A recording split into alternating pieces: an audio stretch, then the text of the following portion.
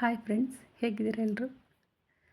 Welcome to my channel. ನಾನು ಅಂಬಿಕಾ. ಇವತ್ತು ಒಂದು ಉತ್ತರ ಕರ್ನಾಟಕದ ಈಸಿಯಾಗಿರುವಂಥ ಒಂದು ಪಲ್ಯನ ಹೇಳ್ತಾ ಇದ್ದೀನಿ. ಹೊಟ್ಟೆ ಮೆಣಸಿನ್ಕಾಯಿ, ದೊಣ್ಣೆ ಮೆಣಸಿನ್ಕಾಯಿ ನೀವೇನು ಹೇಳ್ತೀರಾ ನೋಡಿ, ಆ ಪಲ್ಯ. ಕ್ಯಾಪ್ಸಿಕಮ್ ಅಲ್ಲ ಇದು, ಆ್ಯಕ್ಚುಲಿ ಇದು ಚಿಕ್ಕ ಚಿಕ್ಕ ಮೆಣಸಿನ್ಕಾಯಿ ನೋಡಿದ್ರೆ ಗೊತ್ತಾಗ್ಬೋದು. ನಾನು ಇಲ್ಲೊಂದು 1/4 kg ತೊಗೊಂಡಿದ್ದೀನಿ. ತೊಗೊಂಡು ನೋಡಿ, ಈ ರೀತಿ ಸ್ಲೈಸಾಗಿ ಚಿಕ್ಕ ಚಿಕ್ಕದಾಗಿ ಕಟ್ ಮಾಡಿ ಇಟ್ಕೊಂಡಿದ್ದೀನಿ. ಈ ಕಟ್ ಮಾಡಿರೋದನ್ನು ಅದು ಸ್ವಲ್ಪ ಬೀಜ ಇರುತ್ತೆ, ಖಾರ ಇರುತ್ತೆ. ಬಾಣಲಿಟ್ಕೊಂಡು ಆಯಿಲ್ ಹಾಕ್ಕೊಂಡಿದ್ದೀನಿ. ಆಯಿಲು ಒಂದು 3ರಿಂದ 4 ಸ್ಪೂನ್ ತೊಗೊಂಡಿದ್ದೀನಿ. ಯಾಕಂದರೆ ನಾನಿಲ್ಲಿ ನೀರನ್ನು 1 ಸ್ಪೂನ್ ಕೂಡ ನಾನು ನೀರು ಉಪಯೋಗಿಸ್ಕೊಂಡಿಲ್ಲ ಅದಕ್ಕೆ. ಆಮೇಲೆ 2 ಈರುಳ್ಳಿನ ಸಣ್ಣದಾಗಿ ಸ್ಲೈಸಾಗಿ ಕಟ್ ಮಾಡಿ ಇಟ್ಕೊಂಡಿದ್ದೀನಿ. ಅದನ್ನು ಅದಕ್ಕೆ ಹಾಕ್ಕೊಂಡು ಒಂದೊಳ್ಳೆ ಮಿಕ್ಸ್ ಮಾಡ್ಕೊಳ್ಳೋಣ. ಅದು ಸ್ವಲ್ಪ ಫ್ರೈ ಆಗಬೇಕಷ್ಟೆ, ಫುಲ್ಲು ಬೆಂದೋಗಬೇಕು, ಬ್ರೌನ್ ಕಲರ್ ಆಗಬೇಕಂತೆಲ್ಲ ಏನಿಲ್ಲ. ಅದಾದ ನಂತರ ಮೆಣಸಿನ್ಕಾಯಿನ ಅದಕ್ಕೆ ಸೇರಿಸ್ಕೊಂಡು ಕಟ್ ಮಾಡಿಟ್ಟಿರೋಂಥದ್ದು ಹಾಕಿ ಒಂದೊಳ್ಳೆ ಮಿಕ್ಸ್ ಕೊಟ್ಟು ಅದಕ್ಕೆ ಸ್ವಲ್ಪ ಸ್ಲೋ ಆಗಿ ಸ್ಟವ್ನ ಸ್ಲೋ ಇಟ್ಟು ಮುಟ್ಬಿಡೋಣ. 5 ನಿಮಿಷ ಕ್ಲೋಸ್ ಮಾಡ್ಕೊಳ್ಳೋಣ. ಮಾತಾಡ್ತಾ ಸ್ವಲ್ಪ ತೊದಲುತ್ತೆ, ಏನು ಅಂದ್ಕೋಬೇಡಿ. ನೋಡಿ, ಇವಾಗ ಆಲ್ಮೋಸ್ಟ್ ಒಂದು 50% ಅದು ಬೆಂದೋಗಿದೆ. ಇವಾಗ ನಾನು ಅದಕ್ಕೆ ಉಪ್ಪು ಮತ್ತು ಅರಿಶಿಣ ಪುಡಿ ಎರಡನ್ನೂ ಆ್ಯಡ್ ಮಾಡ್ಕೊಳ್ತಾ ಇದ್ದೀನಿ. ತುಂಬ ಅಂದರೆ ತುಂಬ ಟೇಸ್ಟಾಗಿರುತ್ತೆ ಫ್ರೆಂಡ್ಸ್. ನೋಡ್ಬೋದು ನೀವು, ರೊಟ್ಟಿ, ಚಪಾತಿ, ಮುದ್ದೆಗೆ, ದೋಸೆ ಕೂಡ ಉಪಯೋಗಿಸ್ಕೊಳ್ಬೋದು. ತುಂಬ ಚೆನ್ನಾಗಿರುತ್ತೆ. ಈವನ್ ಬ್ಯಾಚುಲರ್ಸ್ ಫುಡ್ಡು, ಬ್ಯಾಚುಲರ್ಸು ಈಸಿಯಾಗಿ ಫಟ್ ಅಂತ ಮಾಡ್ಕೊಳ್ಬೋದು. ಅದಕ್ಕೆ ಯಾವುದೇ ರೀತಿಯಾದಂಥ ಪೌಡ್ರ್, ಜೀರಿಗೆ ಪುಡಿ, ಗರಂ ಮಸಾಲ, ಟೇಸ್ಟಿಂಗ್ ಪೌಡ್ರ್ ಯಾವುದೂ ಉಪಯೋಗಿಸ್ಕೊಂಡಿಲ್ಲ ನಾನು. ಹೆಚ್ಚು ಕಡಿಮೆ ಒಂದು 4ರಿಂದ 5 ಐಟಮ್ಸಲ್ಲಿ ಪಲ್ಯ ಕ್ಲೋಸ್ ಆಗಿದೆ ಅಷ್ಟೇ. ಈಸಿಯಾಗಿ ಮಾಡ್ಕೊಳ್ಬೋದು. ನೋಡಿ, 5 ನಿಮಿಷ ಕ್ಲೋಸ್ ಆಗಿ ಮುಚ್ಚಿದ್ದೆ. ಇವಾಗ ಉಪ್ಪು ತೆಗೆದು ತೋರಿಸ್ತಾ ಇದ್ದೀನಿ.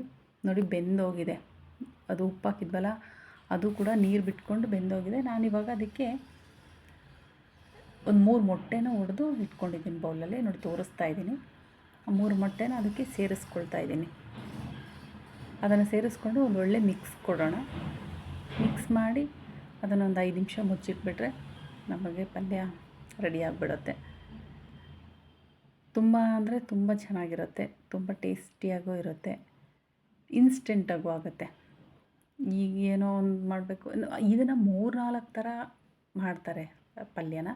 ಬಟ್ ನಾನಿಲ್ಲಿ ತುಂಬ ಈಸಿಯಾಗಿ ತೋರಿಸ್ತಾ ಇದ್ದೀನಿ. ನಾನು ಯಾವ ಮಸಾಲೆನೂ ರುಬ್ಕೊಂಡಿಲ್ಲ,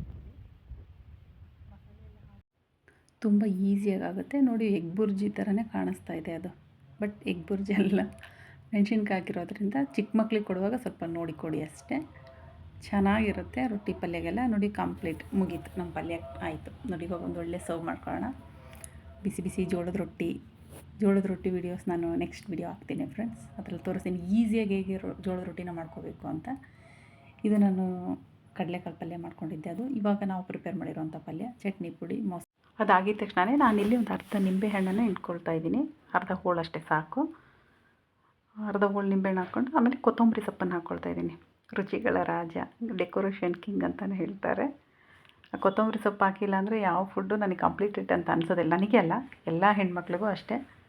ಕೊತ್ತಂಬರಿ ಸೊಪ್ಪು ಹಾಕಿದ್ರೇ ಅದ್ರದ್ದೊಂಥರ ಟೇಸ್ಟು, ಅದರ ರುಚಿ ನೋಡೋಕ್ಕೂ ಅಲಂಕಾರವಾಗಿರುತ್ತೆ, ಚೆನ್ನಾಗಿರುತ್ತೆ.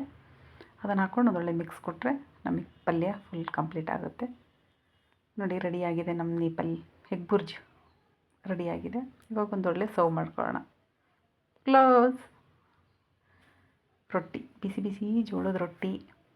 ನಾನು ಕಡಲೆಕಾಳು ಪಲ್ಯ ಮಾಡ್ಕೊಂಡಿದ್ದೆ, ಅದು ವಿಡಿಯೋ ಅಪ್ಲೋಡ್ ಮಾಡಿಲ್ಲ.